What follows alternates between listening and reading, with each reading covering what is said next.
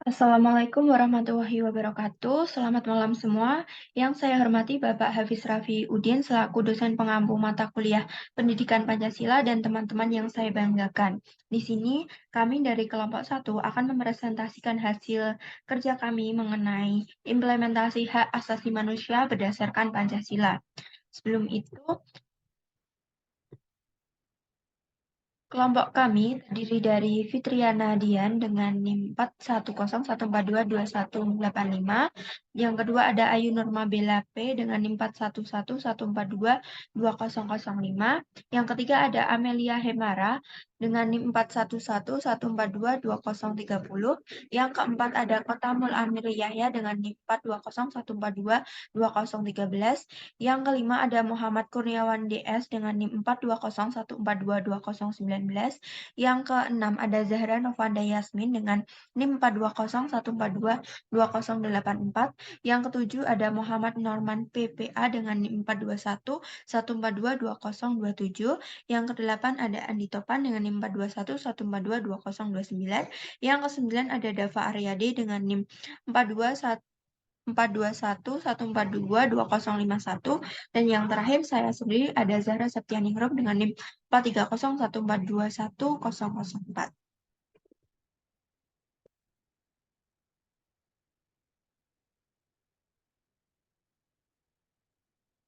Oke, untuk materi pertama akan disampaikan oleh rekan saya. Waktu dan tempat saya persilahkan.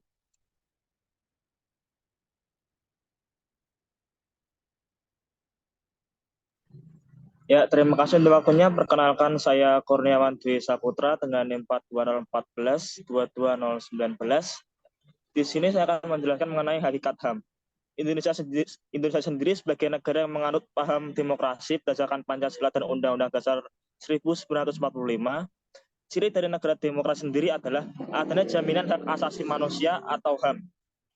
Pengertian HAM sendiri menurut Undang-Undang Nomor 39 Tahun 1999, HAM adalah seperangkat hak yang melekat pada hakikat dan keberadaan manusia sebagai makhluk Tuhan yang Maha Esa dan merupakan anugerahnya yang wajib dihormati, dijunjung tinggi dan dilindungi oleh negara, hukum, pemerintah, dan setiap orang demi kehormatan serta perlindungan harkat dan martabat manusia.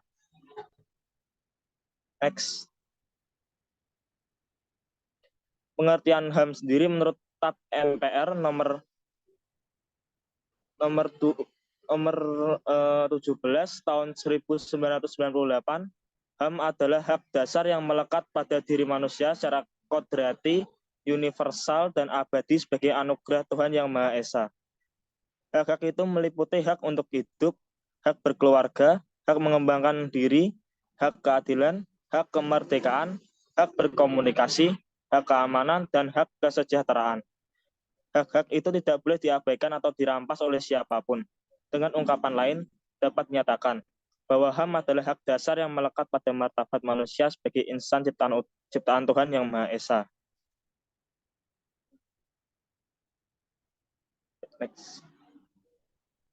Untuk pengertian HAM yang lain adalah HAM adalah hak-hak yang melekat pada diri manusia dan tanpa hak-hak tersebut manusia tidak dapat hidup layak sebagai manusia. HAM adalah hak yang wajib dimiliki oleh manusia yang telah diperoleh dan dibawanya bersamaan dengan kelahirannya di dalam kehidupan bermasyarakat.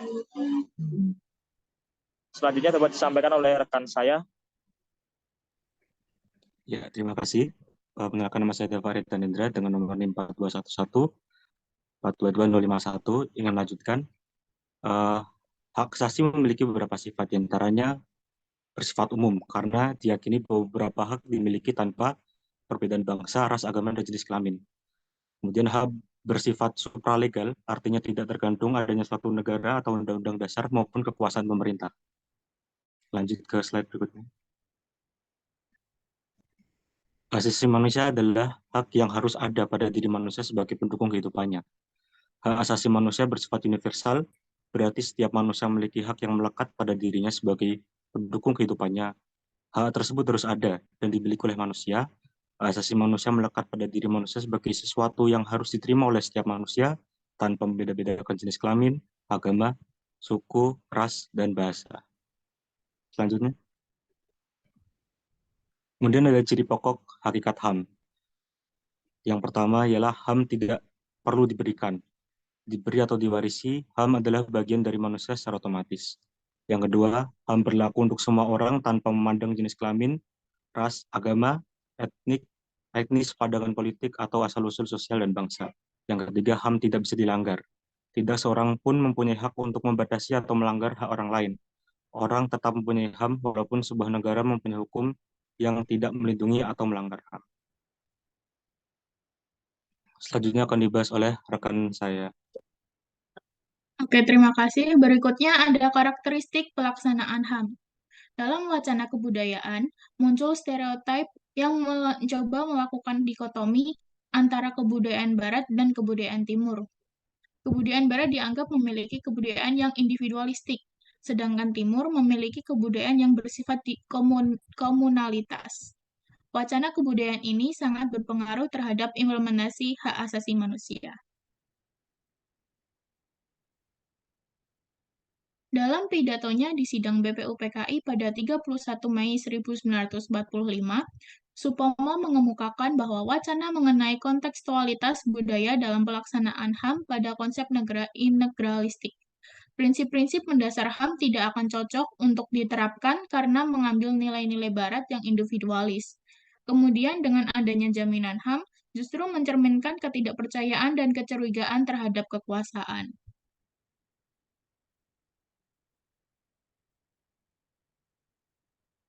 Tuduhan bahwa HAM itu adalah konsepsi individualistis, menurut Frans Magnus Suseno berdasarkan dua pertimbangan, yaitu yang pertama, paham HAM memfokuskan perhatian orang pada hak-haknya sendiri.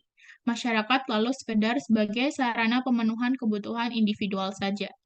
Kemudian yang kedua, paham HAM dilihat menempatkan individu, kelompok, dan golongan masyarakat berhadapan dengan negara dan bukan dengan kesatuan negara dengannya.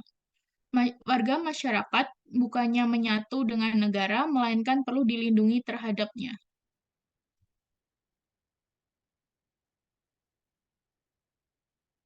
Kemudian ada dimensi ganda konsep hak asasi manusia.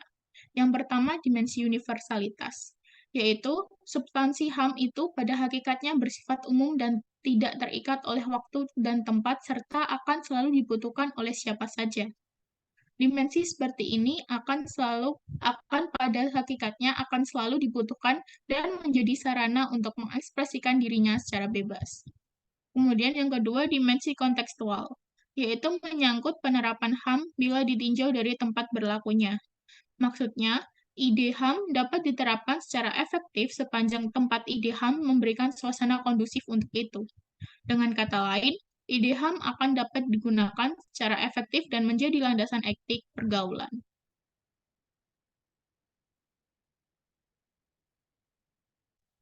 Tiga teori yang berkaitan dengan nilai-nilai HAM. Yang pertama ada teori realitas. Dalam situasi anarkis, setiap manusia saling mementingkan dirinya sendiri, sehingga menimbulkan kekacauan dan tindakan tidak manusiawi di antara individu dalam memperjuangkan egoisme dan self-interest-nya. Dengan demikian, dalam situasi anarkis, prinsip universalitas moral yang dimiliki oleh setiap individu tidak dapat berlaku dan berfungsi.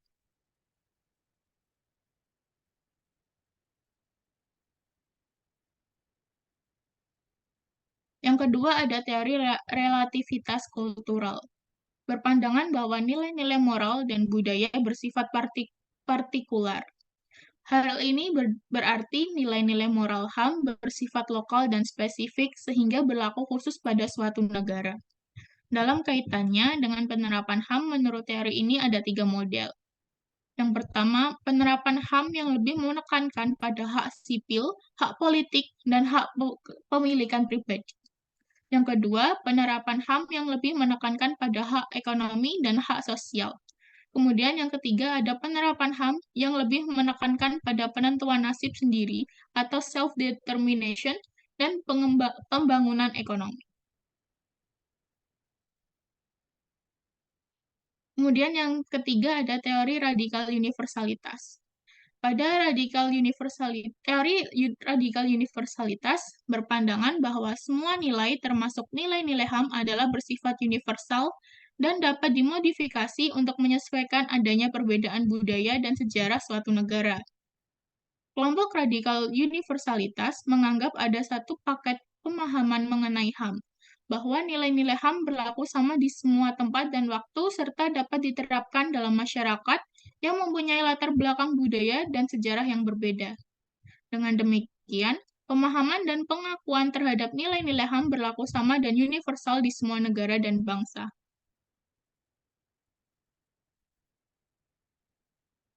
Ada 3 pandangan tentang HAM. Yang pertama, hak-hak alami atau natural rights menyatakan bahwa HAM adalah hak yang dimiliki oleh seluruh manusia dalam segala waktu dan tempat berdasarkan takdirnya sebagai manusia. Kemudian yang kedua ada teori positivistik, yaitu memandang bahwa HAM harus tertuang dalam hukum yang real, sebab hak dipandang sebagai hak jika ada jaminan konstitusi. Kemudian yang ketiga ada teori relativis kultural, yaitu memandang bahwa HAM bersifat universal merupakan pelanggaran satu dimensi kultural terhadap dimensi kultural yang lainnya.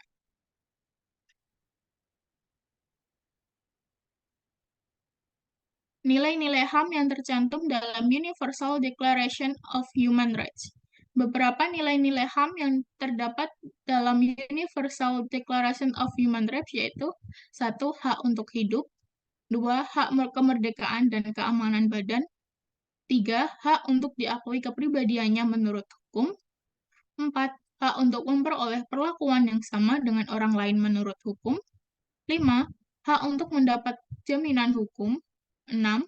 Hak untuk masuk dan keluar suatu negara, 7. Hak untuk mendapatkan jaminan sosial, 8.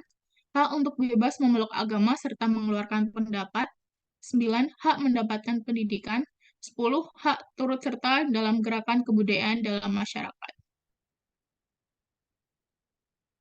Penjelasan selanjutnya akan dilanjutkan oleh rekan saya. Terima kasih. Baik, izin melanjutkan. Yang C adalah perkembangan hak asasi manusia. Perjuangan HAM mempunyai sejarah yang panjang. Apabila sejarah perkembangan HAM dikaji, sekurang-kurangnya ada 4 kelompok pemikiran, yaitu 1. Kelompok pertama berpandangan bahwa pengertian HAM berpusat pada hal-hal yang berkaitan dengan hukum dan politik. 2. Kelompok kedua pembahasan HAM merupakan perluasan HAM dari kelompok pertama. 3. Kelompok ketiga merupakan sintesis dari generasi pertama dan generasi kedua. 4. Kelompok keempat banyak melakukan kritik terhadap peranan negara yang dominan dalam pembangunan. Next. Beberapa masalah dalam deklarasi yang terkait dengan HAM dalam kaitan dengan pembangunan sebagai berikut. 1. Pembangunan berdikari atau self-development. 2. Perdamaian. 3. Partisipasi rakyat. 4. Hak-hak budaya. 5. Hak keadilan sosial. Secara historis, perkembangan HAM merupakan suatu upaya memecahkan persoalan kemanusiaan yang berlangsung berabad-abad. Kelahiran HAM dapat diruntut dari lahirnya Piagam Magna Carta pada 1215 di Inggris.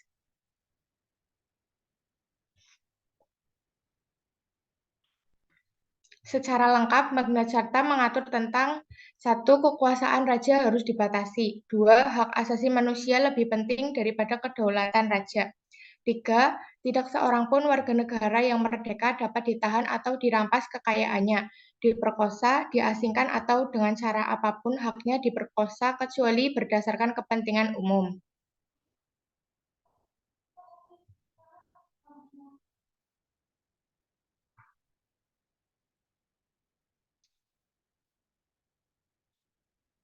Perkembangan HAM di Indonesia juga diwarnai oleh perdebatan antara kubu universalis atau individualis dan kubu partikularis atau kolektif. Perkembangan HAM di Indonesia berlangsung lama sejak PPKI mempersiapkan kemerdekaan Indonesia. Dalam pasal 34 TAP MPR disebutkan bahwa setiap orang wajib menghormati HAM orang lain dalam tertib kehidupan bermasyarakat, berbangsa, dan bernegara. Perkembangan sejarah menunjukkan bahwa perlindungan terhadap hak asasi manusia mengalami perkembangan secara bertahap. Hal itu tercermin ke dalam beberapa naskah sebagai berikut. 1. Magna Carta, 2. Bill of Rights atau Undang-Undang Hak 1689, 3. Declaration de Droits de l'Homme et du Citoyen atau Pernyataan Hak-Hak Manusia dan Warga Negara 1789, 4. Declaration of Independence.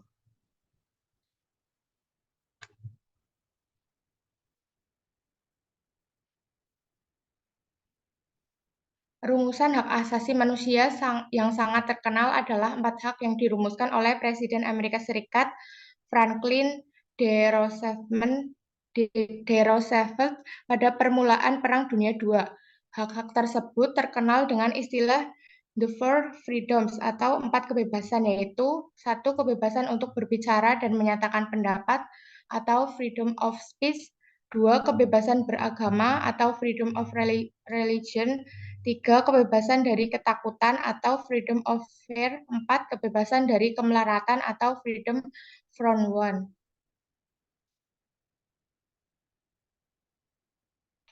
Instrumen perlindungan HAM antara lain 1. Pernyataan sedunia tentang hak-hak asasi manusia, 2. Perjanjian tentang hak-hak sipil dan politik, 3. Perjanjian tentang hak-hak ekonomi, sosial, dan budaya, 4. Pernyataan tentang hak asasi manusia untuk menikmati perdamaian. Selanjutnya akan dilanjutkan oleh rekan saya.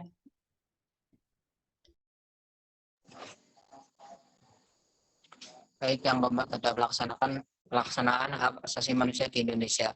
Hak asasi manusia di Indonesia dimasukkan dalam UUD 1945, meskipun tidak secara rinci. Hal ini disebabkan hidup dan berkembangnya di pedesaan. Menurut Supomo, dalam UUD 1945 tidak dimasukkan pasal-pasal yang menyangkut perseorangan atau individu, karena apabila dimasukkan pasal-pasal yang menyangkut perseorangan atau individu akan bertentangan dengan konstruksinya, yaitu UUD 1945.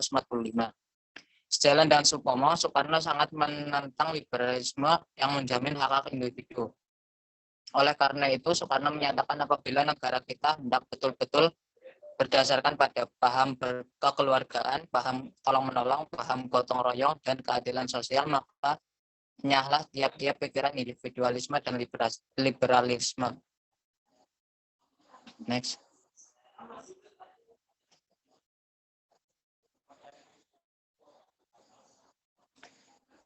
Sedangkan Muhammad Hatta dengan gigih memperjuangkan hak-hak warga negara. Menurut pendapatnya, dalam konstitusi harus ada perlindungan dasar dan dalam konstitusi tidak harus berkembang dengan liberalisme.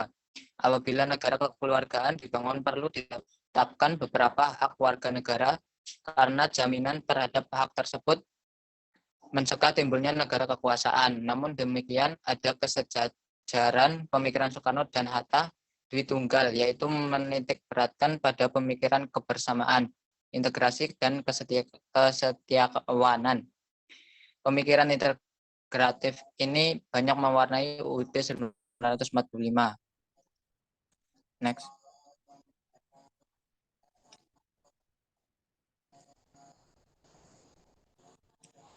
Langkah penting dilakukan dalam upaya HAM dalam masa Orde Baru. Yang pertama ada MPR membentuk panitia dengan tugas menyusun konsep HAM dan hak warga negara, namun konsep ini tidak pernah disahkan. Yang kedua ada TAP MPR nomor 2 tahun 1978 tentang P4 menyebutkan manusia diakui dan diperlakukan sesuai dengan harkat dan martabatnya sebagai makhluk Tuhan yang Maha Esa, yang sama derajat, sama haknya, dan kewajiban asasinya. Yang ketiga ada TAP MPR nomor 4 tahun 1978 yang mengamanatkan penyusunan UU yang menyangkut hak dan kewajiban hak asasi warga negara dalam rangka mengamalkan Pancasila dan UUD 1945. Dan yang keempat, dalam GBHN 1988 dirumuskan dalam upaya pembangunan hukum perlu ditingkatkan langkah-langkah untuk mengembangkan, menegakkan secara serasi hak dan kewajiban asasi warga negara dalam rangka mengamalkan Pancasila dan UUD 1945. Next. Selanjutnya di Indonesia HAM diatur secara formal dalam sistem hukum nasional. Dalam amandemen UUD 1945, HAM dituangkan dalam bab 10 warga negara dan bab 11. Tentu saja tidak hanya bab dan pasal tersebut yang berkaitan dengan HAM, tetapi juga pasal lainnya seperti agama, pendidikan, dan kebudayaan serta perekonomian sangat berkaitan dengan HAM. Lebih dari itu telah ada UU nomor 39 tahun 1999 tentang HAM dan UU nomor 26 tentang tahun 2000 tentang peradilan HAM. Selanjutnya akan dijabarkan oleh rekan saya. Pelanggaran dan penegakan HAM di Indonesia. Pelanggaran HAM adalah setiap perbuatan seseorang atau kelompok orang termasuk aparat negara, baik disengaja maupun tidak disengaja, atau kelalaian yang secara hukum mengurangi, menghalangi, membatasi, atau mencabut HAM seseorang atau kelompok orang yang dijamin undang-undang. Menurut Pasal 9 Undang-Undang Nomor 26 Tahun 2000, kejahatan terhadap kemanusiaan diartikan sebagai perbuatan berbentuk serangan secara meluas atau sistematik dan ditujukan langsung kepada penduduk sipil, berupa 1. Pembunuhan, 2. Pemusnahan, 3. Perbudakan, 4. Pengusiran atau pemindahan penduduk secara paksa, 5. Perampasan kemerdekaan atau perampasan kebebasan fisik, yang keenam penyiksaan, dan yang ketujuh penganiayaan terhadap suatu kelompok tertentu. Pelanggaran HAM di Indonesia, baik yang dilakukan oleh aparat negara maupun masyarakat terus meningkat. Hal ini disebabkan belum adanya penyelesaian secara tuntas mengenai kasus-kasus pelanggaran HAM. Menurut Undang-Undang Nomor 26 Tahun 2000 tentang Pengadilan HAM telah memberikan kewenangan penuh antara lain yang pertama, Pengadilan HAM bertugas dan berwenang memeriksa dan memutus pelanggaran HAM yang berat. Yang kedua, Pengadilan HAM berwenang memeriksa dan memutus perkara pelanggaran HAM yang berat yang dilakukan di luar batas teritorial wilayah negara RI oleh WNI. Yang ketiga, Pengadilan HAM tidak berwenang memeriksa dan memutus perkara pelanggaran HAM yang berat yang dilakukan oleh seseorang yang berumur 18 tahun pada saat kejahatan dilakukan. Yang keempat, pelanggaran HAM yang berat meliputi kejahatan genosida.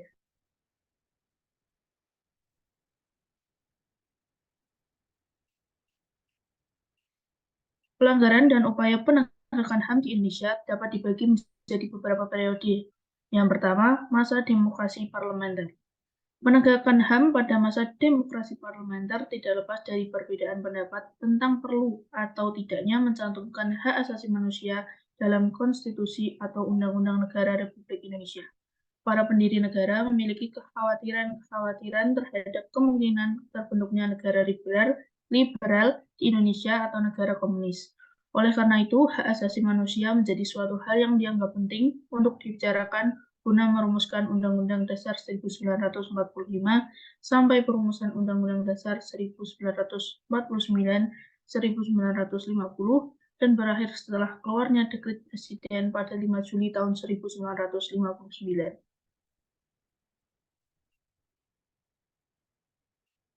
Yang kedua, masa demokrasi terpimpin. Dengan kembalinya Indonesia ke Undang-Undang Dasar 1945, dengan sendirinya hak asasi kembali terbatas jumlahnya.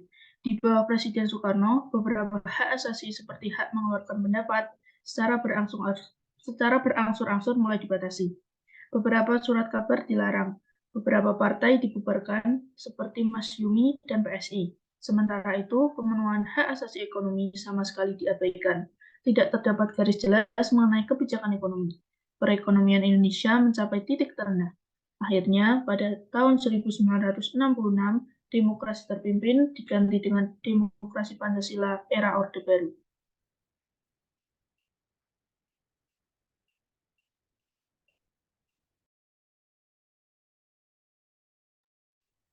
Tiga, masa demokrasi Pancasila. 3. Lanjut.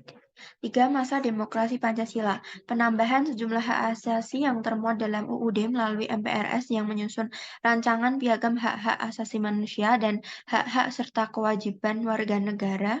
Yang satu, memuat hak politik dan ekonomi, juga memuat dan merinci kewajiban warga negara terhadap negara. Yang kedua, upaya untuk menekankan pada sektor ekonomi dan pembangunan yang membutuhkan stabilitas politik sehingga terdapat pembaruan kebijakan yang diantaranya bertentangan dengan HAM.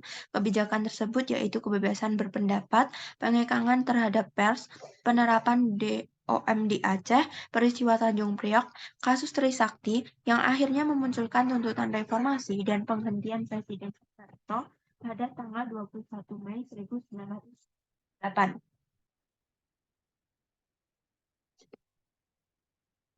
Yang keempat, masa reformasi. Indonesia meratifikasi 2 konvensi HAM yang penting, yaitu yang pertama, konvensi menentang penyiksaan dan perlakuan hukuman yang kejam, tidak manusiawi, dan merendahkan. Yang kedua, konvensi internasional penghapusan segala bentuk diskriminasi rasial. Di tahun awal reformasi ini terjadi berbagai konflik horizontal seperti di Poso, Ambon, dan Kalimantan. Hak-hak asasi yang tercantum di dalam Undang-Undang Dasar Negara Republik Indonesia tahun 1945 tersebar dalam beberapa pasal, terutama pasal 27 hingga pasal 34. Sesuai dengan tuntutan perkembangan dan dinamika masyarakat, perlindungan HAM di Indonesia dilakukan dengan berbagai instrumen penegakan. Yang pertama, Undang-Undang Dasar 1945, yang kedua TAP MPR nomor 17/MPR/1998 tentang HAM, yang ketiga ada Undang-Undang nomor 39/1999 tentang HAM, yang keempat ada Undang-Undang nomor 26/2000 tentang Pengadilan HAM, yang kelima ada Undang-Undang Perlindungan Anak, Undang-Undang Perlindungan Perempuan, Undang-Undang Pelarangan Perdagangan Manusia, Undang-Undang Penanggulangan Terjadinya Kekerasan dalam Rumah Tangga, dan sebagainya. Baik, sekian presentasi yang dapat kelompok kami sampaikan. Kurang lebihnya kami mohon maaf. Wassalamualaikum warahmatullahi wabarakatuh.